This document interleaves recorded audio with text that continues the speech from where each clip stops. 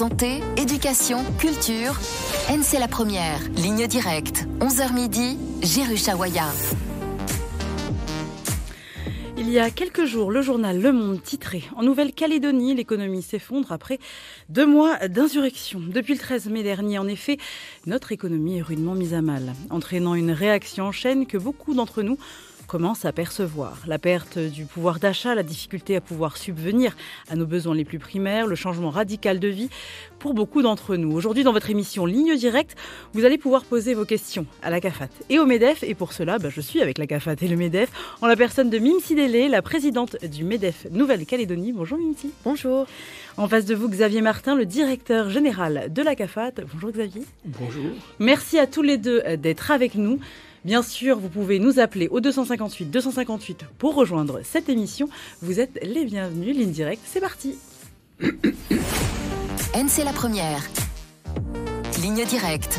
11h midi, Géruch Hawaïa.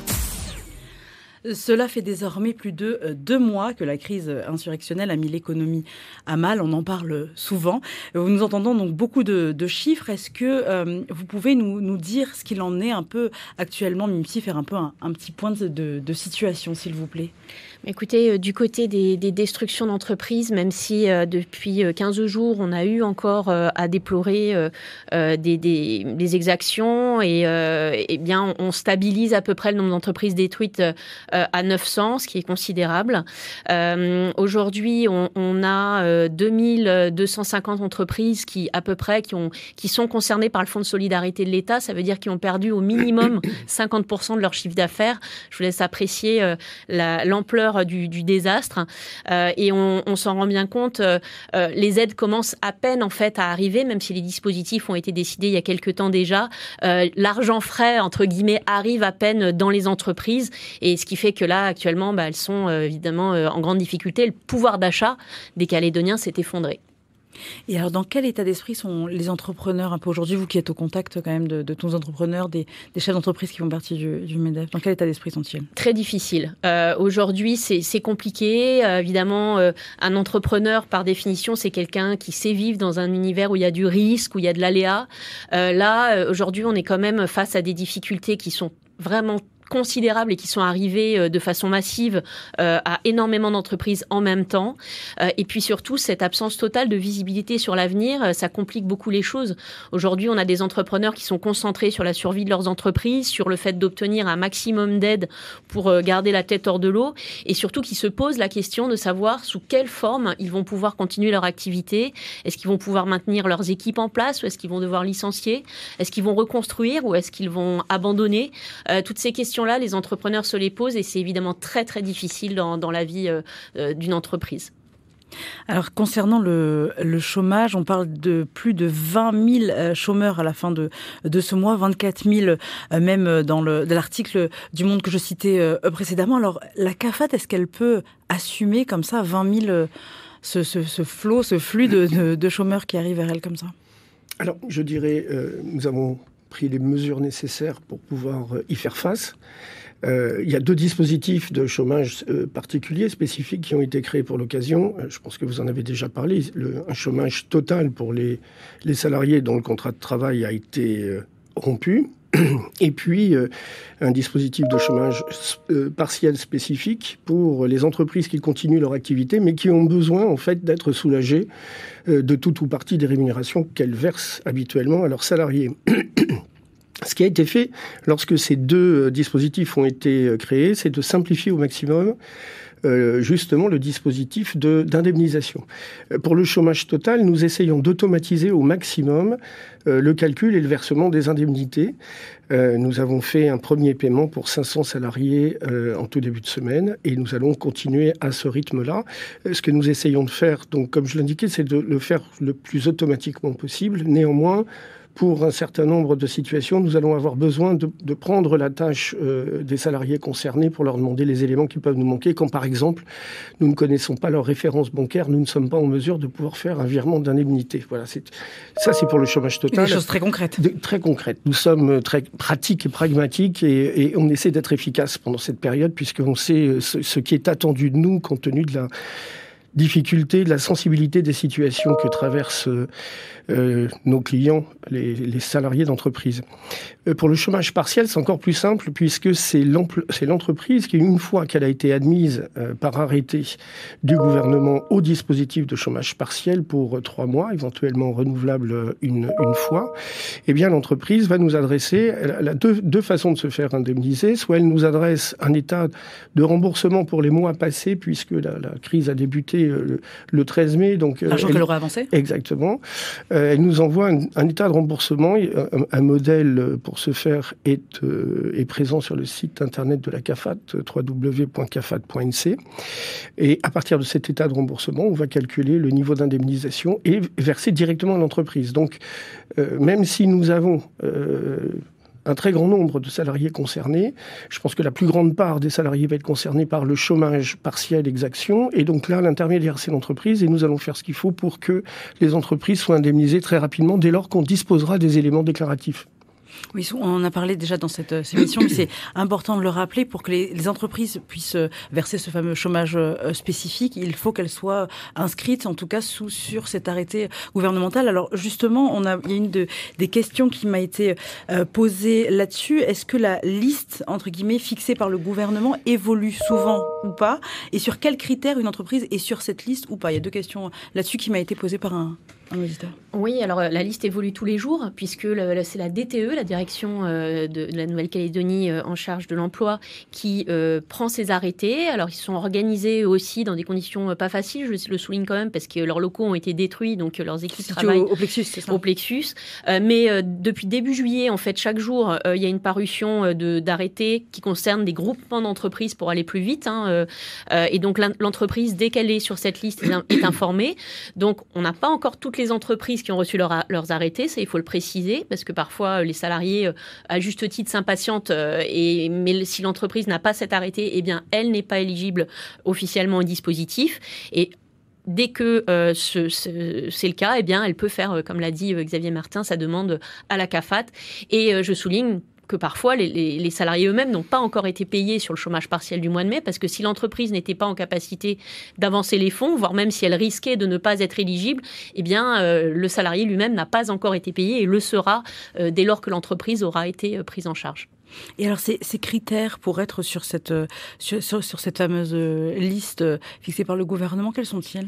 Alors, ils sont variés, mais globalement, il s'agit juste de faire la preuve que l'activité a été arrêtée pendant la durée des exactions, déjà ce qui est assez simple, mais ensuite que la perte de chiffre d'affaires justifie, par exemple, une réduction d'horaires. Beaucoup d'entreprises, en fait, aujourd'hui, ont dû réduire leurs horaires, ne serait-ce qu'à cause du couvre-feu, par exemple, qui réduit considérablement la marge de manœuvre d'un certain nombre d'entreprises, ou alors parce qu'elles ont perdu beaucoup de chiffre d'affaires, des entreprises ont décidé de réduire la voilure. Donc ça peut être uniquement une réduction horaire qui est prise en charge par ce chômage, ou alors se séparer d'une partie de son personnel de façon temporaire parce que l'entreprise a été partiellement détruite ou totalement détruite. Les 2 cas de figure sont possibles. Alors, une autre question qui nous a été posée, c'est plus une inquiétude, j'ai l'impression. Est-ce que le budget alloué aux retraites est-il sanctuarisé, on m'a dit ça entre guillemets? Je trouvais ce mot très beau, mais est-ce que le budget alloué aux retraites est sanctuarisé? Oui, le budget, en fait, c'est-à-dire que tous les régimes de la CAFAT, retraite, chômage, accident du travail, famille, RUAM, disposent de ressources propres, non fongibles entre les régimes. Donc, effectivement, le niveau de trésorerie alloué au régime retraite ne sert que pour payer des pensions de retraite. Alors, combien de temps on sera capable de payer des pensions de retraite? Ça, justement, les partenaires sociaux discutent aujourd'hui pour essayer de trouver les contours d'une réforme qui nous permettra de donner un peu plus d'avenir. Mais je peux effectivement rassurer votre auditrice et lui dire que nous n'irons pas puiser dans les fonds, si c'est ça l'idée, nous n'irons pas puiser dans les fonds destinés à payer les pensions de retraite pour venir couvrir une part des difficultés que nous rencontrons aujourd'hui. Il y a des enveloppes spécifiques qui ont été allouées par la Nouvelle-Calédonie, par l'intermédiaire de la Nouvelle-Calédonie par l'État, pour pouvoir financer les dispositifs spécifiques de chômage. Nous avons reçu déjà, ce n'est pas un secret, une première tranche de 2 milliards pour pouvoir commencer à engager les paiements. C'est ce qui nous a permis d'engager les paiements début de semaine. Et d'ailleurs, est-ce que depuis le début de cette crise, il y a peut-être des entreprises qui ont mis des employés peut-être de manière précoce, entre guillemets, vers la retraite? Est-ce qu'on a des chiffres là-dessus sur des personnes qui seraient parties à la retraite un peu en avance? On a une idée? Non, je n'ai pas d'informations de cette nature. Après, l'encadrement des conditions de départ à la retraite, les conditions d'une mise à la retraite sont très encadrées réglementairement. Je n'ai pas de chiffres. Je pense qu'on a beaucoup plus d'entreprises qui ont plutôt mis leurs salariés au chômage, contraintes parce qu'elles avaient perdu de l'activité ou qu'elles avaient été détruites. Une autre question, est-ce que ce serait pas une période plutôt transitoire, c'est-à-dire que les nouveaux chômeurs vont pouvoir retrouver un emploi, pas forcément dans leur secteur directement, mais dans certains qui recrutent? Est-ce que cette période-là, elle peut être transitoire? On l'espère. On espère véritablement que, notamment, la reconstruction, qu'on espère rapide, va faire un appel d'air sur un certain nombre d'emplois, que ce soit dans les domaines de la sécurité, dans les domaines de la construction, bien évidemment, ou dans les domaines de la formation, puisqu'il va falloir également former des cohortes de salariés à des nouveaux métiers. Pour autant, ne nous voilons pas la face. Nous venons de perdre, comme vous l'avez dit, près de 20 000 emplois en Nouvelle-Calédonie, et nous avons un fort risque d'en perdre davantage si la métallurgie ne redémarre pas. Il sera très difficile dans un temps court de fournir des emplois à tout le monde. C'est difficile pour évidemment un chef d'entreprise de l'admettre, mais la reconversion à la fois professionnelle d'un salarié, la restructuration d'une entreprise, le développement de filières, ça prend du temps. Et de l'argent aussi. Ça prend de l'argent et ça prend de la confiance surtout dans l'avenir. Et ça, il faut que les Calédoniens, malheureusement, se préparent à des mois quand même assez difficiles. En tout cas, vous pouviez bien sûr participer à cette émission, les questions que j'ai récupérées sur les réseaux sociaux, mais bien sûr, vous pouvez aussi nous rejoindre dans cette émission en direct en nous appelant au 258 258. Nous sommes avec Mime Sidélé, la présidente du MEDEF-NC, et Xavier Martin, le directeur général de la CAFAT. Ils peuvent répondre à toutes vos questions au 258 258. NC la première, ligne directe, Géru Chawaya. Alors une autre question qui nous a été posée, c'est a-t-on des prévisions sur le nombre de départs déjà effectués et en cours et leurs conséquences sur les cotisations? Et je crois que ça c'était plutôt une question pour la CAFAT. Est-ce qu'on a des prévisions un peu de... Quand on parle de départ, ce seront des, je crois que c'est des départs du territoire. Je n'ai pas d'indicateur en fait me permettant de suivre ces volumes. En fait. Donc là, non, je ne sais pas répondre à cette question, je n'ai pas l'information. Est-ce que vous pensez qu'en Nouvelle-Calédonie, une taxe sur la fortune pourrait être envisagée? Alors ça, c'est une question qui nous a été posée. Je ne sais pas si c'est une piste de réflexion intéressante ou pas, Mimsi. Écoutez, si on veut faire partir les derniers investisseurs qui restent sur le territoire, je pense que c'est une très bonne solution. Non, mais blague mise à part, aujourd'hui, tout le monde est en grande difficulté. La Nouvelle-Calédonie a plutôt des problèmes très très forts d'attractivité pour ses investisseurs. Moi, je rappelle quand même que sans entreprise, eh bien, il n'y a pas de protection sociale, il n'y a pas d'emploi, il n'y a pas d'aide sociale non plus. Je crois qu'il ne faut pas se tromper de cible. On a besoin aujourd'hui d'investisseurs en Nouvelle-Calédonie, on a besoin d'entreprises qui fonctionnent et on a besoin d'en faire venir d'autres. Donc, à l'heure où, par exemple, l'impôt sur les sociétés a été baissé en métropole et avec des résultats très très positifs sur le rendement même de l'impôt, puisque en baissant cet impôt, eh bien, la France a fait venir des nouveaux investisseurs et du coup a augmenté le rendement de l'impôt sur les sociétés. On s'interroge sur les politiques qui souhaitent augmenter forcément l'impôt. La Nouvelle-Calédonie aujourd'hui a surtout besoin de baisser ses dépenses. C'est la réalité, c'est le constat que tout le monde fait et il va falloir s'y atteler très très rapidement parce que sinon tout simplement on s'en sortira pas. Alors, à l'heure actuelle, en ce qui concerne le chômage partiel et le chômage total spécifique aux exactions, où en sommes-nous? Alors ça, je pense que c'est au niveau de tout ce qui est paiement, etc. Vous avez un peu répondu à cela tout à l'heure, Xavier. Peut-être revenir là-dessus, c'est une question qui nous a été posée. Oui, les chiffres à hier, comme je l'indiquais. Alors d'abord, pour le chômage partiel exaction, comme on l'a indiqué, il y a plusieurs étapes. Il faut d'abord déposer un dossier de demande auprès de la DTE et la DTE a reçu 1609 dossiers de demande d'admission au dispositif de chômage partiel exaction. Elle en a validé par arrêté ou fait valider par arrêté 758 aujourd'hui. Et donc, c'est ces 758 états de remboursement que nous attendons. À ce stade, nous en avons reçu 142. Donc, on est au tout début du dispositif pour un niveau d'indemnisation qui devrait avoisiner les 300 millions sur le premier paiement que nous allons engager. Voilà. Ça, c'est pour le chômage, partiel exaction. Pour le chômage total exaction, 383 entreprises ont été admises par arrêté ou leurs ex-salariés ont été admis par arrêté au dispositif de chômage total exaction. Pour le moment, nous avons pu payer en début de semaine 500 salariés de ces entreprises. Nous sommes à la recherche des informations nécessaires pour payer un complément de 700 salariés. Ce qu'il faut savoir, et c'est très important, et j'insiste chaque fois que l'occasion m'en est donnée, c'est que pour qu'on puisse identifier un salarié qui pourra bénéficier de l'indemnité de chômage total, il faut que l'entreprise dans laquelle il était salarié procède à la déclaration de rupture de son contrat de travail. C'est une formalité qui est simple à faire par Internet sur l'espace employeur de la CAFAT dédié à l'entreprise. Et il nous faut cette information puisque c'est le point de départ qui nous permet... C'est le relais, quoi. Exactement. Ça nous permet de raccrocher à la liste des entreprises admises par arrêté au dispositif et à partir de là, on peut enclencher le calcul automatique du niveau d'indemnisation qui va être basé sur les rémunérations qui ont été déclarées par l'employeur au premier trimestre et que nous connaissons aujourd'hui. Donc, pour pas ennuyer le salarié et pas lui demander de nous fournir de bulletins de salaire, on va directement chercher l'information dans nos fichiers. Et puis, si on a un RIB, on est capable de pouvoir lancer l'indemnisation dans des délais très courts. Si on n'a pas d'infos ou si on n'a pas notamment de déclaration de rémunération ou plusieurs déclarations de rémunération au premier trimestre, dans ces cas-là, on va avoir besoin de précision. Et si on n'a pas de référence bancaire, comme j'indiquais tout à l'heure, on ira les chercher. Ce qui peut prendre en fait finalement du temps, c'est la recherche aussi finalement juste d'informations. Exactement. En fait, c'est le fait de reconstituer les informations nécessaires pour pouvoir payer. Tout le reste est automatisé. Et on a reçu une question, une personne retraitée. Je suis retraitée et on entend dire qu'en septembre, on ne pourra plus nous verser nos retraites.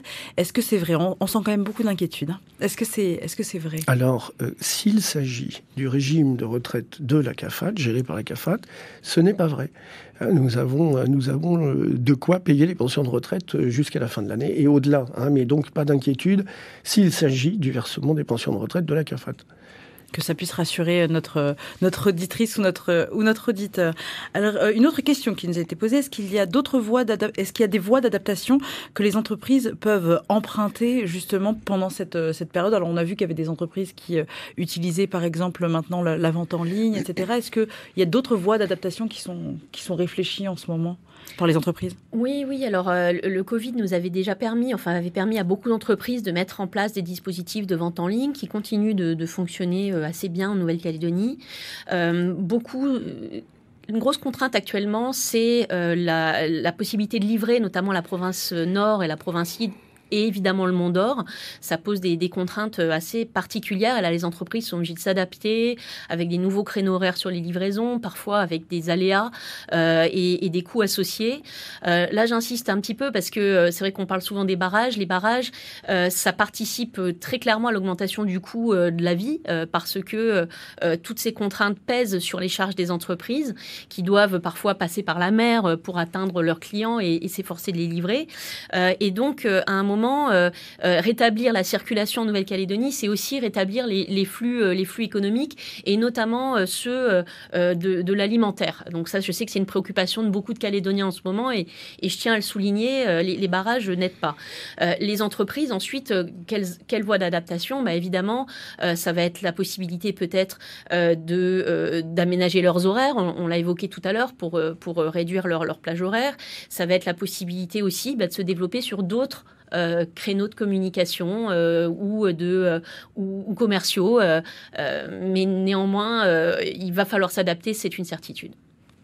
Alors, une autre question qui nous a été posée, bien sûr, si vous voulez nous poser des questions directement, vous pouvez nous appeler au 258 258. Je le rappelle, aujourd'hui, nous sommes avec la CAFAT et le MEDEF, donc vous pouvez nous poser vos questions au 258 258.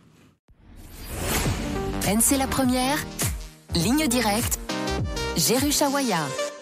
Alors, une autre question qui nous a été posée sur Instagram. Je suis peut-être fou, mais est-ce qu'aujourd'hui, c'est possible de se lancer dans une activité malgré la situation ? C'est plutôt une bonne nouvelle, quelqu'un qui a envie de se lancer, non, Mimsi ? Écoutez, je me suis fait la réflexion ce matin parce que je lis tous les jours les annonces légales et il y a encore des créations d'entreprises et c'est très bien. Je dirais que oui, dans toutes les situations, par vocation, l'entrepreneur s'adapte.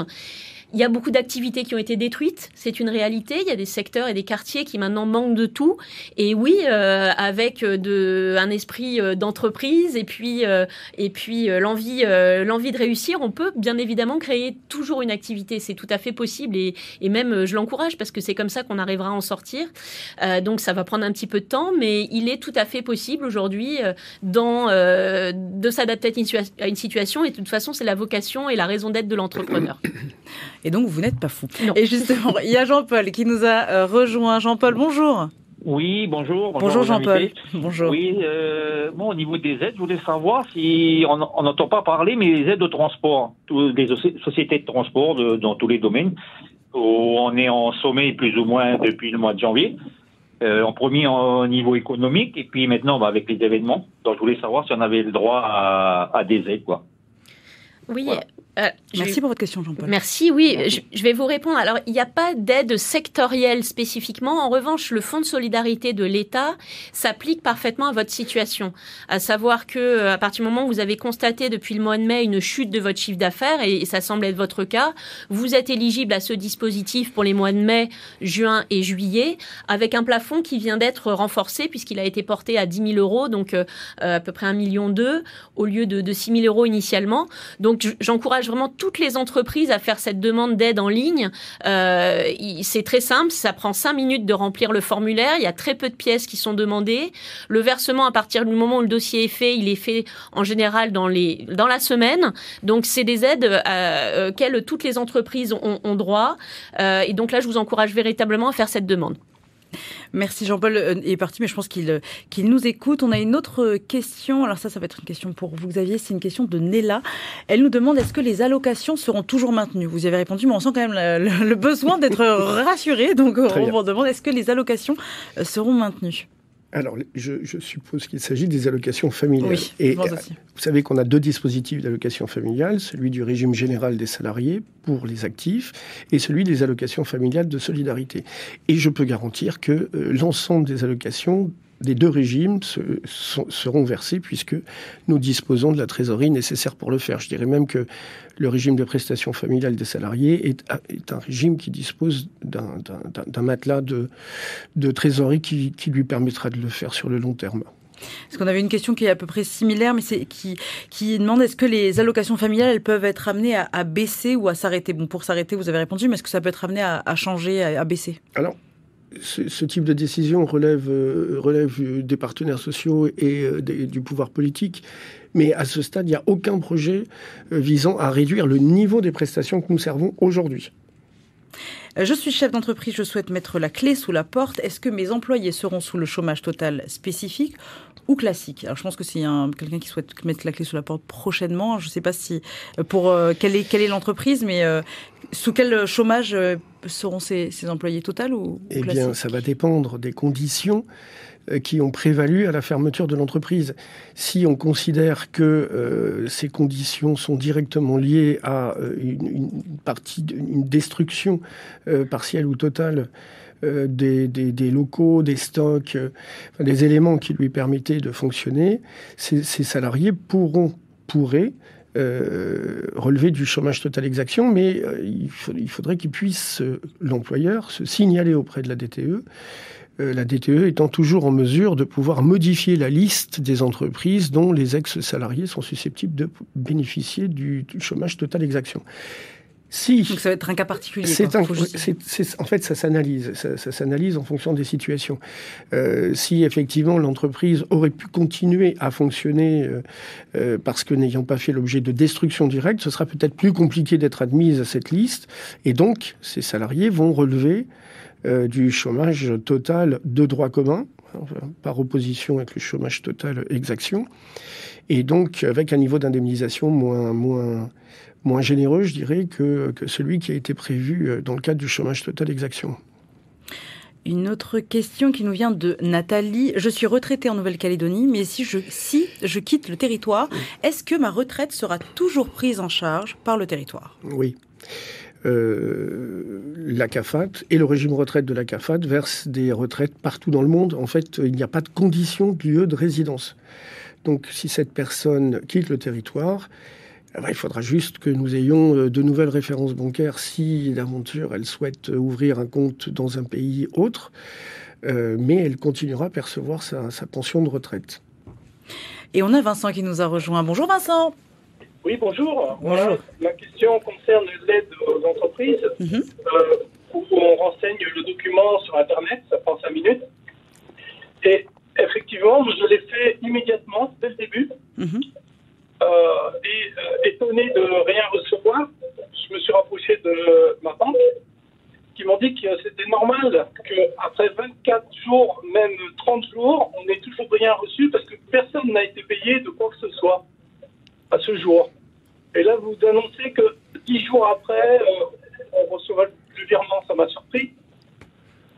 Oui. Alors, je vais vous répondre. Alors, c'est dans la mesure où le dossier... Alors, il y avait des problématiques de remplissage de formulaires, en fait, avec des formats parfois de RIDET ou de numéros fiscal qui ont nécessité des revérifications auprès de la direction des services fiscaux.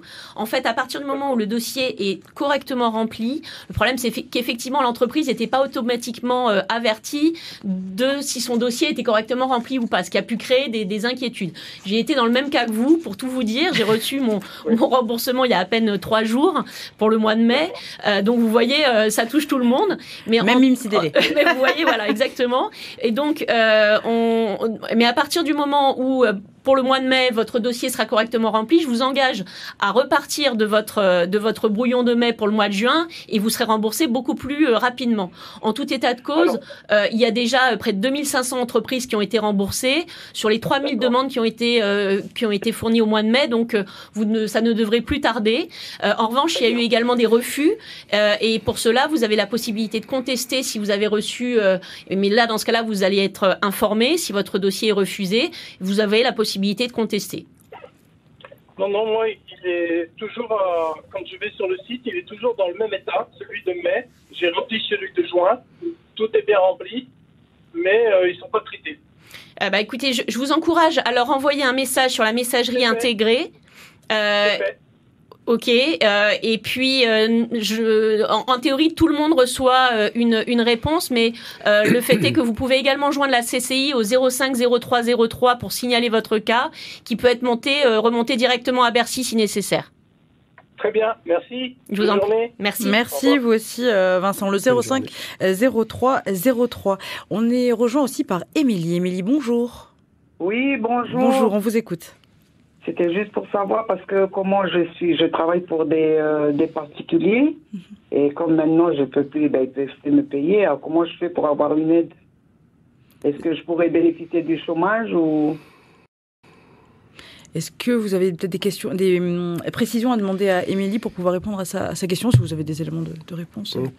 En fait, de ce que je comprends, c'est qu'Émilie travaillait pour plusieurs employeurs dans le secteur domestique et qui ne sont plus en mesure de pouvoir lui garantir une poursuite d'activité. Alors la difficulté, c'est qu'il va falloir étudier le dossier avec précision, puisque là, j'entends qu'Émilie va relever plutôt du chômage total de droit commun, qui présente des conditions pour pouvoir verser des indemnités, notamment des conditions de nombre d'heures d'activité à justifier sur l'année précédente. Donc, pour moi, il va être très compliqué de pouvoir répondre à cette question parce qu'il faudrait qu'on ait réellement les heures déclarées de chaque employeur sur les 12 derniers mois pour déterminer si déjà cette condition est remplie. Et puis il y a aussi une condition d'âge qui ne s'applique pas sur le chômage total exaction, c'est-à-dire que si on a atteint l'âge légal de départ à la retraite, on ne peut plus être bénéficiaire des indemnités de chômage total de droit commun.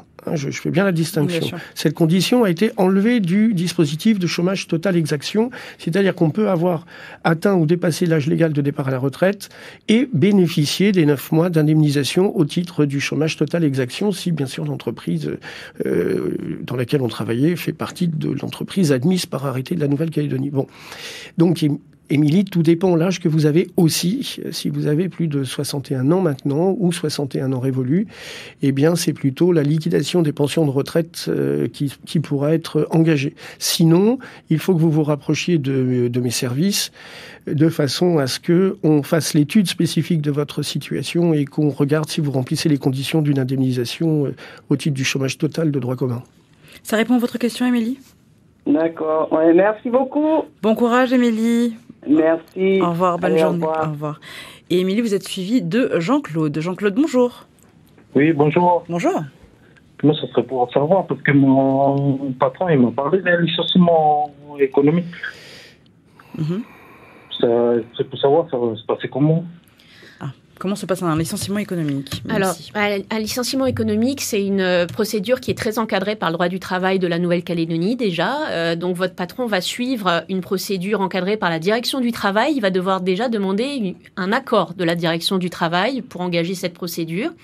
Et ensuite, donc, il y a des délais légaux qui sont impartis, des délais d'information des représentants du personnel et des salariés.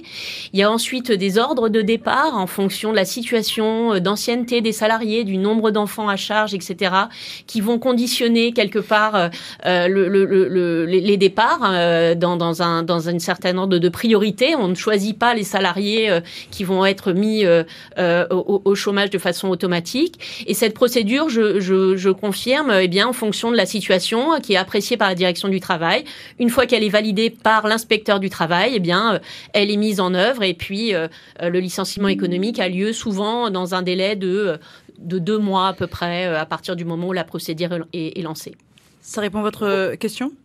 Oui, c'est bon. Merci, bonne journée, bon courage. Et vous êtes suivi de Christelle. Christelle, bonjour. Bonjour. Bonjour Christelle, on vous écoute. Alors, j'aurais voulu savoir, pour les retraites anticipées, oui. Il y a normalement une déduction sur les travaux pénibles.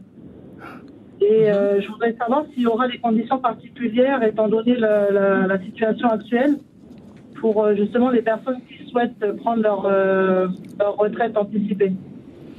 Merci pour votre question. Je me tourne vers vous, Xavier. Non, il n'y a pas d'évolution des règles d'appréciation des conditions à remplir pour pouvoir bénéficier des dispositifs dérogatoires de départ à la retraite pour activités nocives ou pour activités pénibles.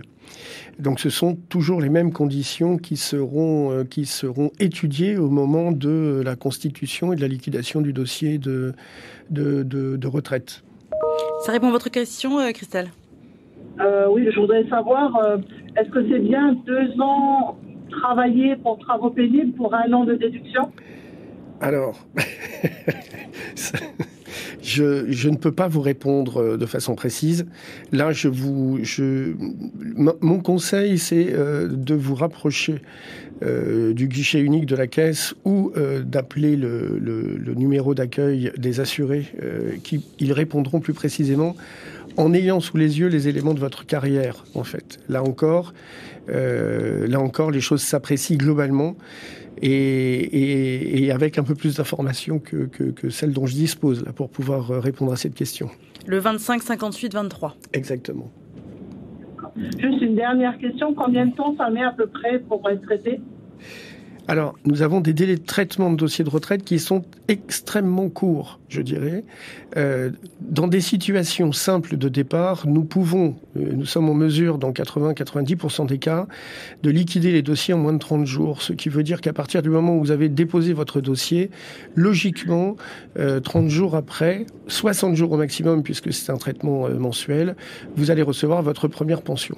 Mais dans 80-90% des cas, nous payons dans les 30 jours, après la cessation d'activité et le dépôt du dossier. D'accord. Ok, merci beaucoup. Merci à vous, Christelle. Bonne journée à vous. À vous aussi. Si vous voulez faire comme Christelle, Jean-Claude, Vincent, Jean-Paul ou encore Émilie, il nous reste 5 minutes ensemble. Vous pouvez nous appeler au 258 258. C'est la première, ligne directe, Géru Chawaya. Alors, une question reçue sur Facebook. J'ai mon conjoint qui va être arrêté à la fin du mois. C'était un CDI depuis 2015. Est-ce qu'il aura droit au chômage? Et d'après les rumeurs, parce qu'il y en a beaucoup des rumeurs, d'après les rumeurs, on n'aura peut-être plus de chômage total. Alors, il y a 2 questions là-dessus. Est-ce qu'il aura droit au chômage? Est-ce que le chômage total existera encore? Alors, je ne vais pas répéter ce que j'ai dit tout à l'heure. Effectivement, il faut réunir certaines conditions. Là, j'entends qu'elles sont réunies. Donc, il aura le droit de prétendre aux indemnités de chômage total de droit commun, puisque je comprends que la cessation, la rupture du contrat de travail ne va pas s'opérer dans le cadre des conditions de force majeure. Effectivement, alors c'est un sujet que je n'ai pas évoqué jusque-là, effectivement, le régime chômage du régime général des salariés de la Caisse a fait l'objet au 1er janvier 2023 d'une réforme parce qu'il avait besoin d'être rééquilibré. Et donc cette réforme avait consisté en une augmentation du taux de cotisation par une augmentation de la part patronale de 0,1 point, je vais essayer de ne pas être trop technique, et puis un transfert de taux du régime de prestations familiales vers le régime chômage. Et ceci nous avait permis, en fait, fin 2023, de rééquilibrer le régime chômage qui présente d'ailleurs un résultat excédentaire pour l'exercice 2023. Maintenant, il n'a pas été conçu ni équilibré pour faire face à un afflux massif de nouveaux dossiers de chômage. Donc, alors je ne peux pas inquiéter parce que, enfin, il faut qu'on soit préoccupé par cette situation, mais ça ne sert à rien de s'inquiéter. Jusque-là, des solutions ont pu être trouvées et je ne désespère pas sur le fait qu'on arrive à trouver des solutions, peut-être avec le soutien de l'État, pour aussi nous aider à faire face à la vague de dossiers de chômage qui pourraient ne pas être financés au travers de l'enveloppe destinée au financement des dispositifs spécifiques Exaction. J'espère que ça répond à la question. Autre question qui nous a été posée. J'ai changé plusieurs fois d'emploi et d'entreprise, et cela sans interruption. J'ai travaillé donc 3 ans d'affilée. Est-ce qu'à la fin de mon CDD, si je ne trouve pas d'emploi, je peux demander le chômage ? Oui, s'il n'y a pas eu d'interruption, si c'était un temps complet, et effectivement... il y a quand même des conditions. Oui, bien sûr, mais d'après la description que vous me faites de la situation, je dis, théoriquement, cette personne répond aux conditions de l'admission au régime de chômage total de droit commun. Une autre question, et il pleut des questions. Une autre question. Certains jeunes ayant perdu leur emploi et qui veulent créer leurs propres entreprises, est-ce qu'il y aura des aides? Seront-ils aidés? Est-ce qu'on a pensé un peu à ça, des aides pour la création d'entreprises? Ah mais des aides, il y en a déjà beaucoup. En réalité, la Nouvelle-Calédonie est particulièrement bien dotée en matière d'aide à la création d'entreprises. On peut s'orienter vers différents organismes qui accompagnent sur des financements pour des petits projets. La CCI peut vous accompagner là également dans votre projet de création d'entreprise et je vous engage véritablement à y aller parce que de très nombreux dispositifs existent et ont toujours existé du reste. Et donc on encourage évidemment tous ceux qui veulent se lancer dans l'entrepreneuriat à le faire, bien évidemment. On encourage évidemment tous ceux qui souhaitent se lancer. Il nous reste 3 minutes ensemble. Alors, on a eu d'autres questions. Vous y avez déjà un peu répondu. C'est mon contrat n'a pas été renouvelé. Je me retrouve donc au chômage, mais apparemment, je n'ai pas travaillé assez pour toucher le chômage. Que faire? Alors, c'est peut-être important de rappeler les conditions dont vous parliez un petit peu plus tôt. Oui, donc là, j'entends qu'on a déjà apporté une réponse et on a dit que les conditions n'étaient pas remplies. En fait, on a un nombre d'heures d'activité à justifier sur les 12 derniers mois. Je n'ai plus le nombre d'heures exact. Je crois que c'est 1200 heures qui doivent être. Mais je préférerais... Il y a un nombre d'heures en tout cas. Exactement, il y a un nombre d'heures. Il y a un nombre d'heures d'activités qui doivent être justifiées, en fait, et donc qui ont fait l'objet de paiement de cotisation au régime. Et en deçà, eh bien, ça n'ouvre pas droit aux prestations du régime chômage. Et malheureusement, je n'ai du coup pas de solution de revenu de remplacement à proposer à partir du moment où on ne remplit pas les conditions du régime chômage. Oui, c'était un sujet qu'on avait d'ailleurs déjà malheureusement abordé. Alors, une question qui nous a été posée. Si le nickel repart, comment faire en sorte que les revenus issus du nickel fassent entrer des ressources directes pour la Nouvelle-Calédonie? Alors, cette question, elle est un peu... Alors, Et je dirais que déjà, ce serait très bien que le nickel reparte parce que le nickel, c'était une grosse partie des ressources actuelles de la Nouvelle-Calédonie, que ce soit des cotisations perçues par la CAFAT ou que ce soit finalement les impôts et les activités payés par les activités engendrées par cette activité. Aujourd'hui, le Congrès de la Nouvelle-Calédonie avait déjà pris des dispositions pour ajouter des taxations, notamment une taxe à l'extraction, une taxe à l'exportation de minerais. La Nouvelle-Calédonie a en fait sous le pied un véritable outil de relance, c'est sa filière nickel. Et aujourd'hui, je le répète, c'est une décision purement politique que de faire redémarrer cette filière et notamment à l'export. On a des problèmes d'accès à la ressource.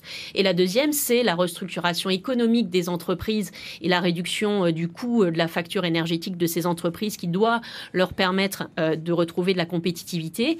Et tous ces projets sont actuellement bloqués. Et le dernier point, c'est l'absence d'investisseurs, tout simplement, malheureusement, notamment dans la métallurgie. Aujourd'hui, les investisseurs en place ont exprimé le souhait de partir, de quitter la Nouvelle-Calédonie. Il va falloir en trouver d'autres pour maintenir nos usines en fonctionnement. Mais je dissocie vraiment le cas de la mine et le cas des usines métallurgiques. Les mineurs sont en capacité de travailler si on les laisse faire. On arrive déjà malheureusement au terme de cette émission. On va être obligé de se revoir, Xavier. Bien sûr, pour ceux qui nous écoutez, vous n'êtes pas seuls. Ne restez pas, surtout si vous ressentez le besoin. Vous pouvez appeler SOS Écoute au 05 30 30 ou APESA NC au 78 41 48. Ne restez surtout pas seuls. NC la première. Ligne directe. 11h midi. Géru Chawaya.